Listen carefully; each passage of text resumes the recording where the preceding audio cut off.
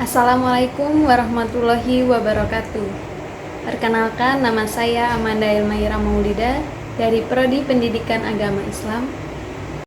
Baik, di sini saya akan menjelaskan mengenai asobah dalam waris. Pengertian asobah. Secara bahasa, asobah berarti kerabat dari pihak ayah. Dalam Al-Quran, istilah yang senada adalah usbah yang bermakna kelompok kuat.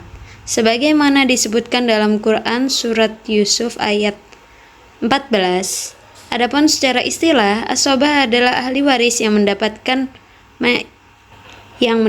bagian dari sisa harta setelah ahli waris dengan bagian pasti menerima haknya. Bagian yang diterima asobah dapat bervariasi, bisa banyak, sedikit, bahkan terkadang tidak mendapat bagian sama sekali, tergantung pada ada atau tidaknya sisa harta. Dengan demikian, asobah berfungsi untuk memastikan tidak ada harta peninggalan yang terabaikan dalam pembagian warisan. Yang pertama itu asobah binafsihi. Asobah binafsihi adalah ahli waris yang otomatis menjadi asobah karena dirinya sendiri, tanpa bergantung pada pihak lain. Kelompok ini hanya terdiri dari laki-laki yang memiliki hubungan nasab langsung dengan pewaris. Mereka berhak atas sisa warisan setelah ahli waris dengan bagian pasti menerima hak. Macam-macamnya meliputi yang pertama, anak laki-laki dan cucu laki-laki dari jalur anak laki-laki ke bawah.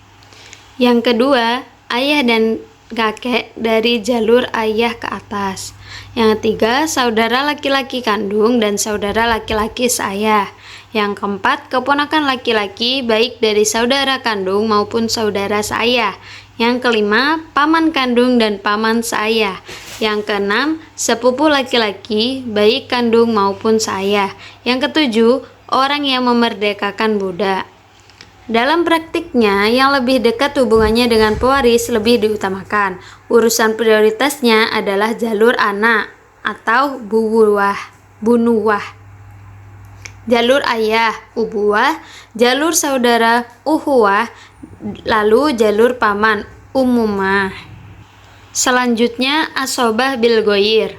Asobah bil goyir adalah ahli waris perempuan yang menjadi asobah karena bersama dengan ahli waris laki-laki sederajat. Pada awalnya, mereka termasuk zawil furud, penerima bagian pasti, tetapi berubah status menjadi asobah karena adanya ahli waris laki-laki setingkat.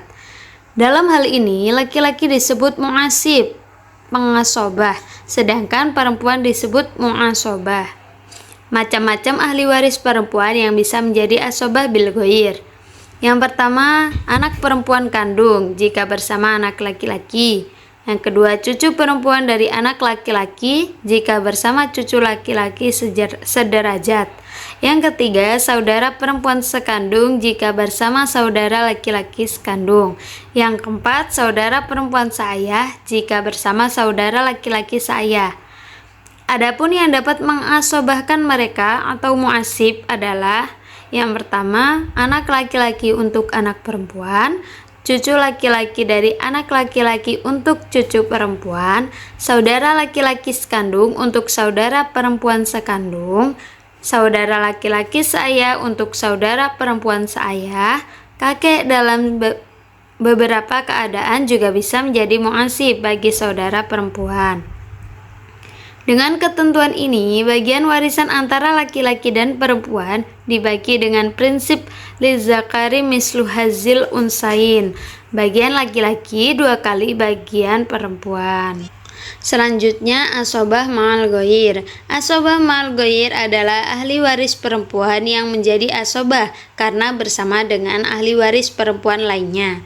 Pada awalnya, mereka termasuk zawil furud, penerima bagian pasti, tetapi berubah status menjadi asobah karena ada perempuan lain yang lebih dekat derajatnya kepada pewaris.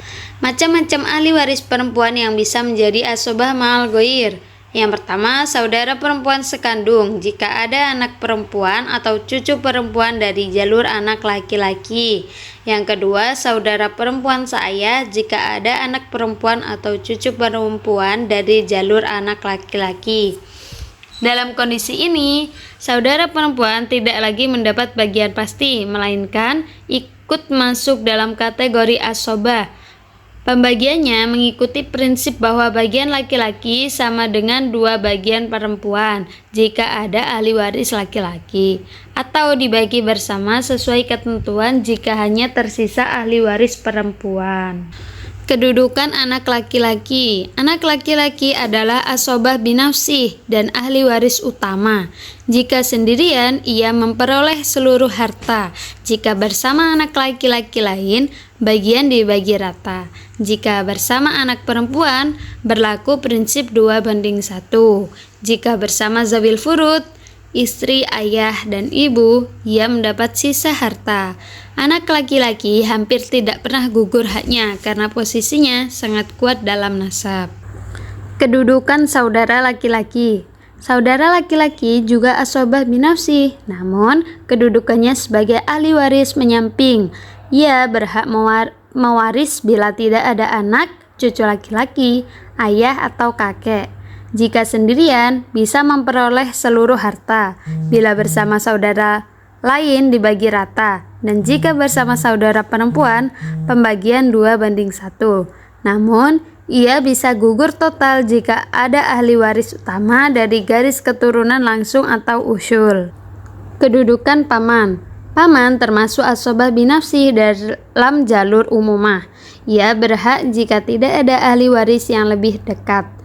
Paman sekandung lebih kuat kedudukannya dibanding paman seayah. Jika sendirian, ia memperoleh seluruh harta. Jika bersama paman lain, bagian dibagi rata. Jika bersama ahli waris perempuan, ia menjadi mu'asib, sehingga berlaku pembagian 2:1. Namun, paman gugur jika ada anak laki-laki, ayah, atau kakek. Kesimpulan, asobah adalah ahli waris yang mendapatkan bagian dari sisa harta setelah zawil furud menerima haknya. Dalam hukum waris Islam, asobah terbagi menjadi 3, yaitu asobah binafsi, asobah bil ghair, dan asobah ma'al ghair. Menjadi asobah karena bersama ahli waris perempuan lain. Kedudukan masing-masing berbeda, di mana anak laki-laki hampir selalu memperoleh bagian. Saudara laki-laki mewaris bila tidak ada ahli waris yang lebih dekat. Sedangkan paman berfungsi sebagai cadangan ketika tidak ada ahli waris utama. Dengan demikian, sistem asobah dalam hukum Islam jamin pembagian warisan tetap adil, teratur, dan berada dalam lingkar keluarga pewaris. Kurang lebihnya saya mohon maaf. Cukup sekian dan terima kasih. Wassalamualaikum warahmatullahi wabarakatuh.